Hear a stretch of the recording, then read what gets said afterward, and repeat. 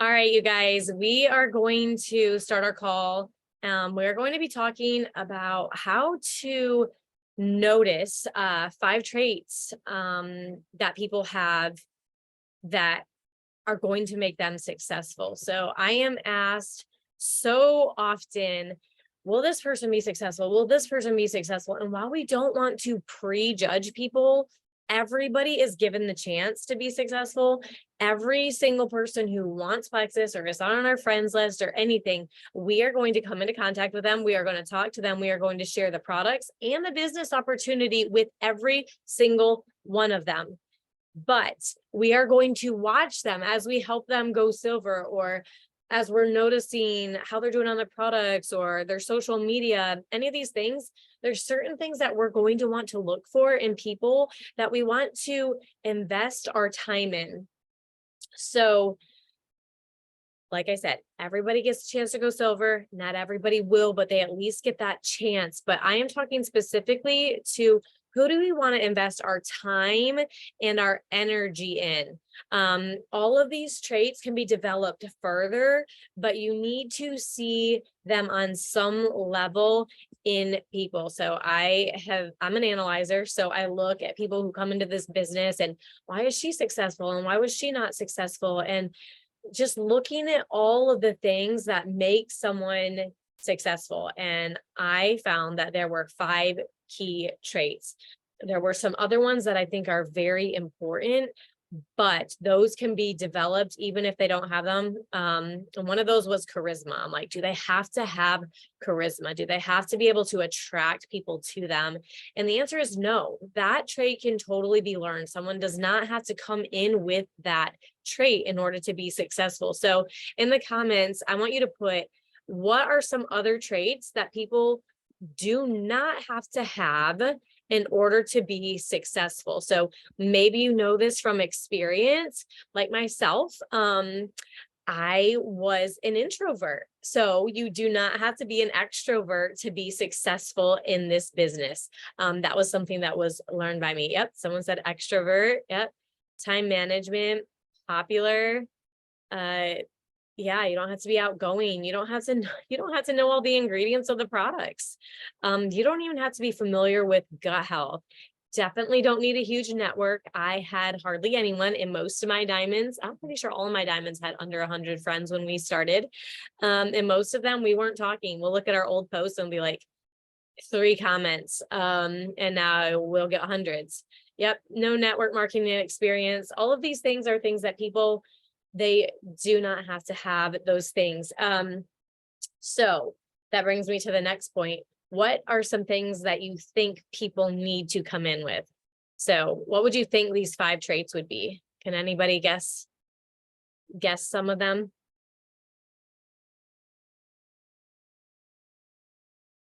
Oh, you guys are crazy. I think you've already hit all 5 of them in this. I'm beginning to wonder. Jamie's the only one who saw my notes. I think maybe Courtney. You guys are good. You guys are good. You know who to look for. I don't even need to lead this call. Okay, so I have a ton of notes because I put down the bullet points and then lots of points under them, because these 5 things people need to have to some degree. It doesn't mean that they have to have all of them, but they need to have at least a few, and then you need to further work with them to develop these things. So the first one, I think it was literally the first comment on here, but they have to have a desire to grow. Because even if they have no network, they have no experience, they're an introvert, even if they have all of those things, if they have a desire to grow, they can change as long as they have that desire. They need to, so here's the points. They need to be constantly learning. They need to be learning new things.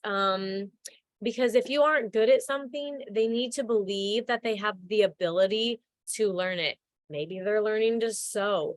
Maybe they are learning how to be a better speaker. Or maybe they're learning how to homeschool their kids. Maybe they're learning chickens or beekeeping. Like, these are all things that I've learned myself. I remember when I signed up Cody Helmer, I was like, she's going to be successful because her kids are watching some history documentary. She is sitting on her bed folding laundry, watching Plexus trainings. That was literally when I knew like she could be successful. Let me watch this girl and see what else she has going on. They need to be investing in learning in some way, whether it's how to be better organized or how to have better housekeeping skills or gardening or Bible study or doing personal growth. Are they going to church? Are they learning things? I'm not saying are they watching Plexus videos. I'm saying are they a lifelong learner of things? The second point, are they coachable?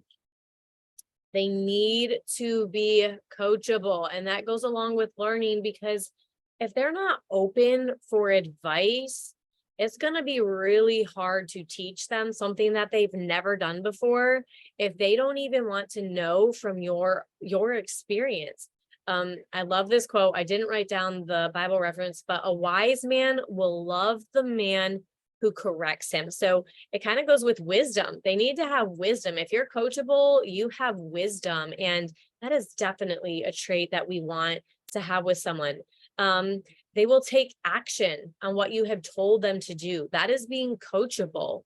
If you're like, hey, you need to host an event at your house, like, let me help you do this. They will say, yes, yeah, let's do that. Let's learn something new. I'm coachable. I can do that.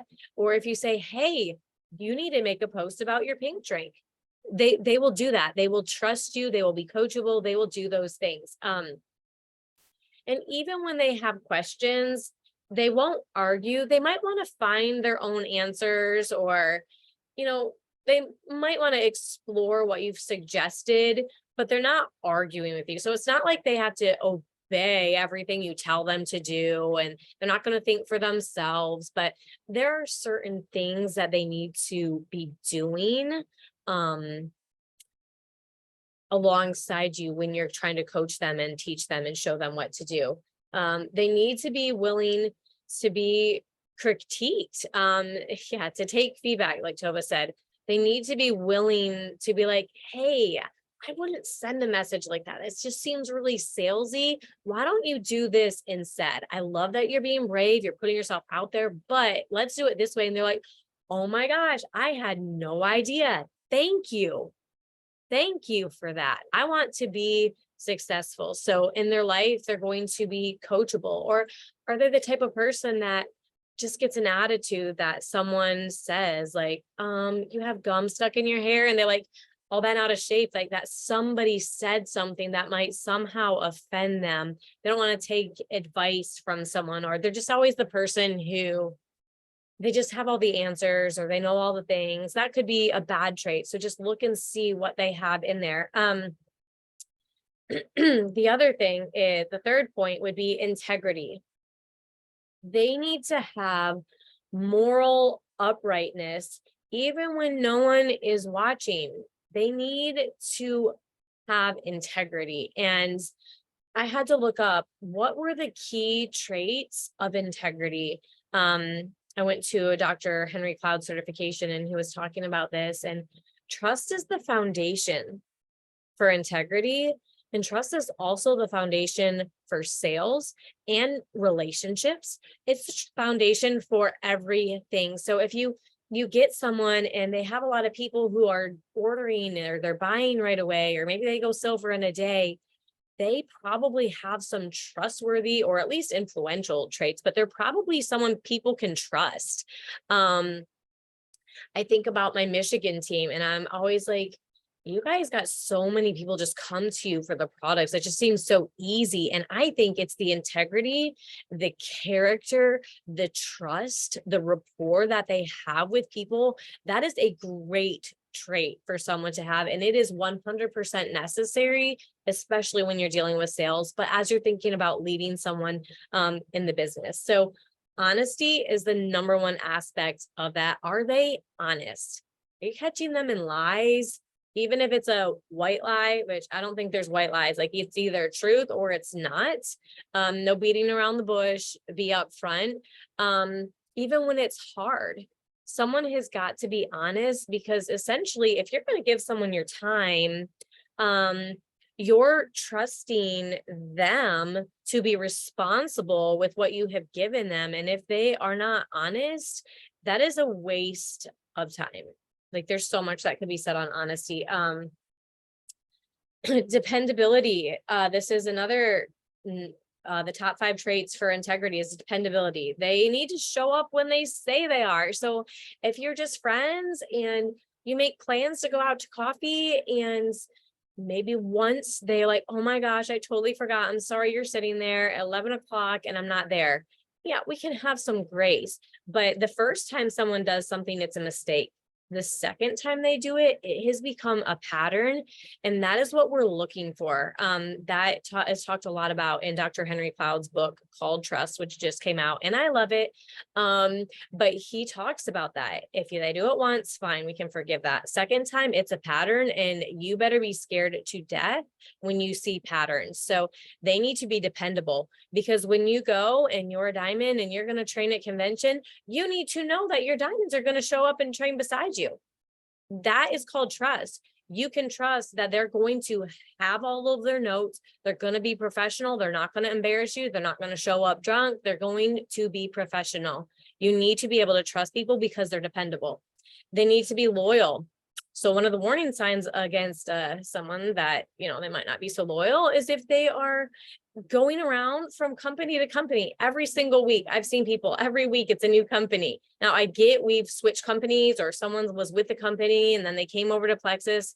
That's one thing. But if they're constantly jumping ship or cross recruiting their people from their other company to their new company, who's to say they're not going to do that to your team? You want to be really careful. Who is being loyal? Are they loyal to their family? That's another one. Are they loyal to their spouse? Are they loyal to their church, to their kids? These, like I said, they don't have to have every single one of these bullet points under the 5 traits, but they need to have some reason for you to watch them and to track their track record. Not stealing. So they're not stealing people's customers. They're not going, and I'm not going to tell you ways to steal people's customers, but they're not doing it. You're not finding out that someone's always taking someone from someone. And if they do happen to do it, because a lot of times that happens with new people, they don't know the wording of, are you working with someone already? They get the benefit of the doubt, but once you coach them and tell them, hey, we don't do that, are they receiving that, or are they still stealing? The other one, not gossiping, not talking bad about people.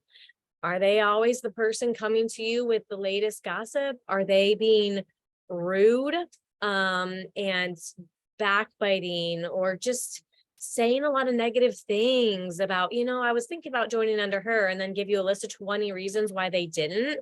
Are they that kind of person? Because gossip is the number 1 destroyer of a team, because that will eventually turn on you as the leader. I've seen it time and time again. They will go to sidelines, they will gossip, they will spread lies and untruths, and that will destroy a team. And you cannot invest your precious time.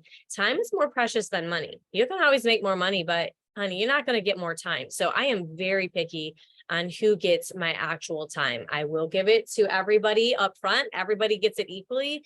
But if I'm seeing those kind of traits, I'm like, especially the lying and the gossiping, I just can't have that on my team. Integrity, I probably should have put as my number 1.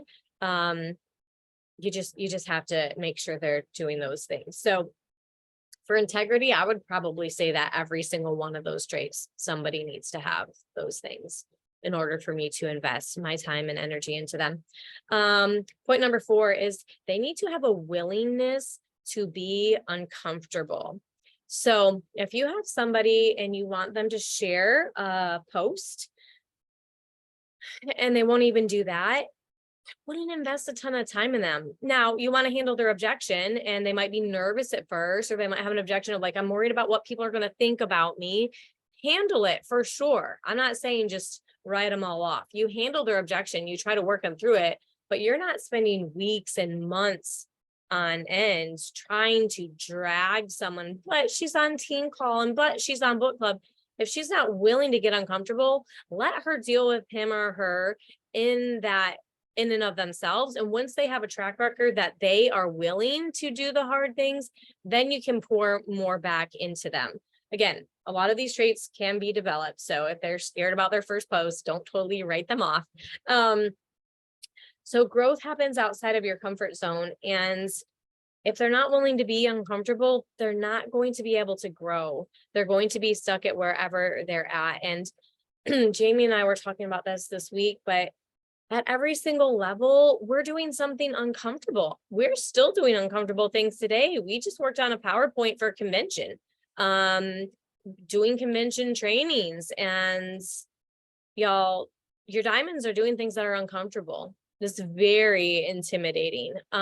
So it doesn't stop. And that's why it's so important that they are willing to do those things.